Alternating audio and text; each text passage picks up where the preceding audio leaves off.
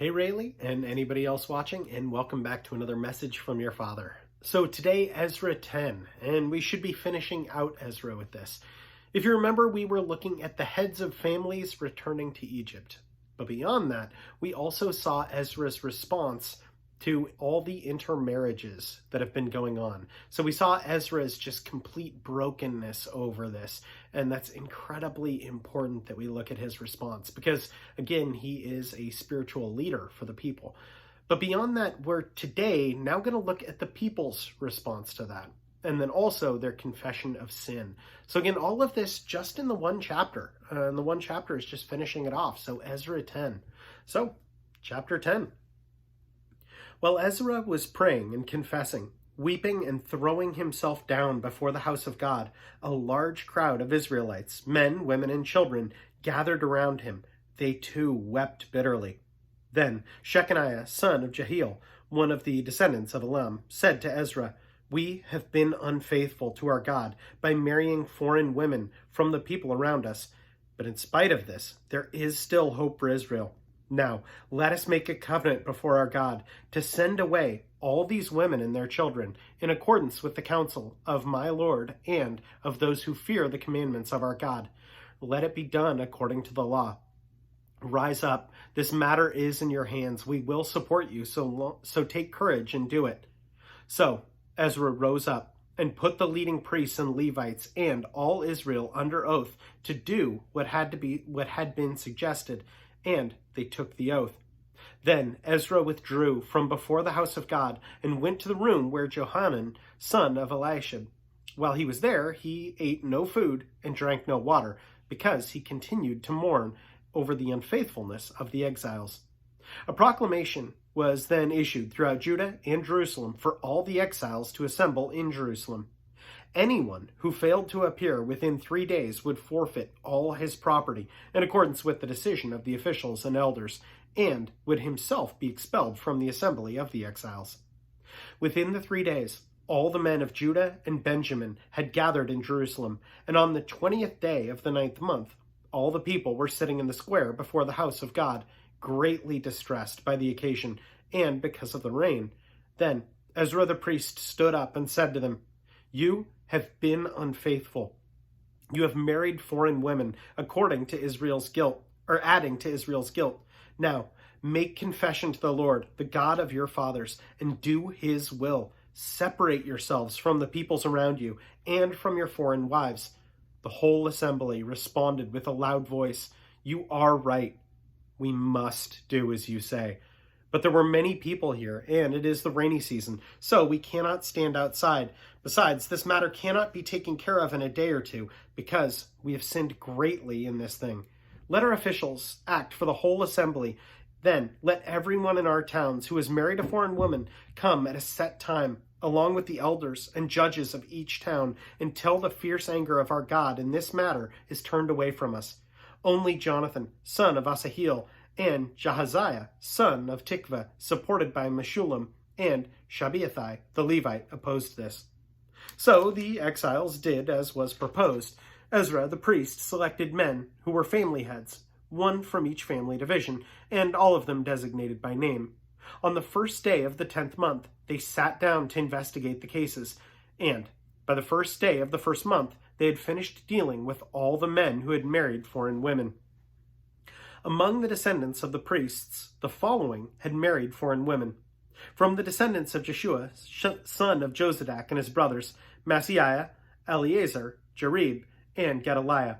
They all gave their hands in pledge to put away their wives, and for their guilt they each presented a ram from the flock as a guilt offering. From the descendants of Immer, Hanani, and Zebadiah. From the descendants of Harim, Maaseiah, Elisha, Shemaiah, Jehiel, and Uzziah.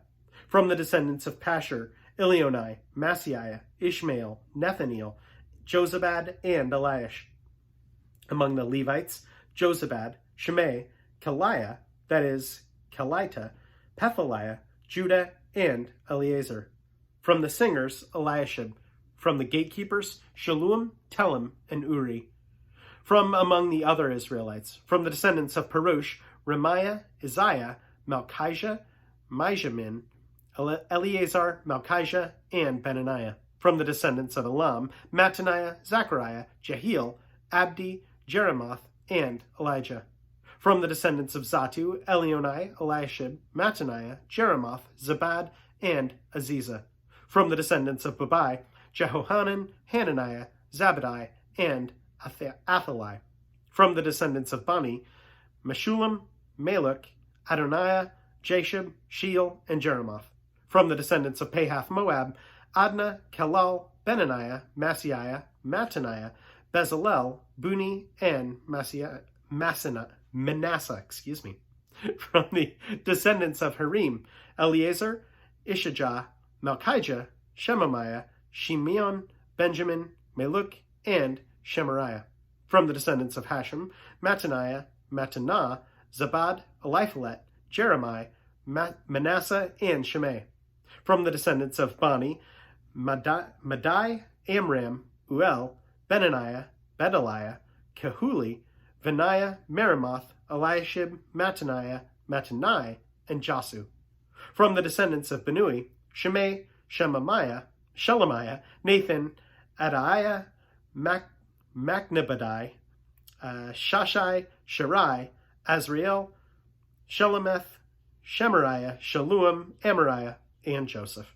From the descendants of Nebo, Jehiel, Mattaniah, Zabad, Zabina, Jedi, Joel, and Benaniah. All these had married foreign women, and some of them had children by these wives. So again, we talked about yesterday just how incredibly sobering that is. And we already know, looking at this isn't something that they took lightly. We have no reason to think that these people didn't love their wives and their families. We don't really have a reason. The text doesn't say these men didn't love their wives.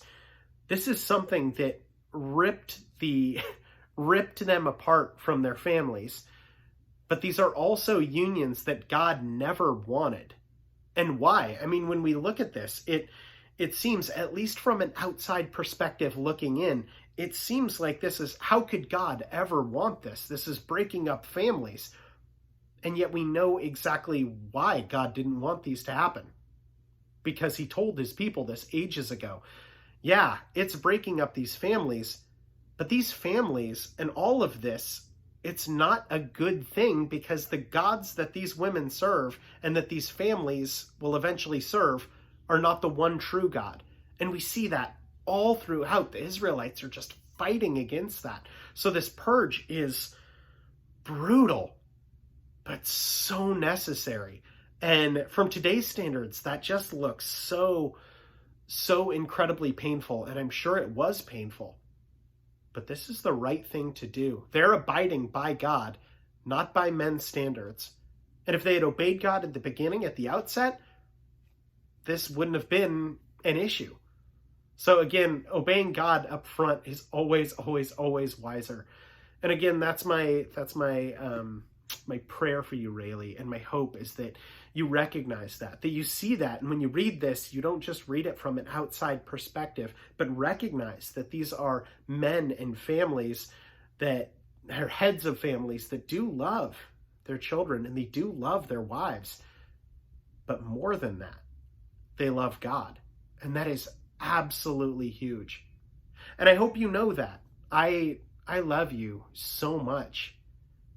But I do love my God more. And my prayer for you as well is that you love me, absolutely, and you love your mother, but you love God infinitely more. Anyway, know that I do love you so, so much, and that I'm praying for you. For anyone else that's joining as well, know that, as always, I appreciate you so much, and I'll plan on seeing you tomorrow. Have a good one.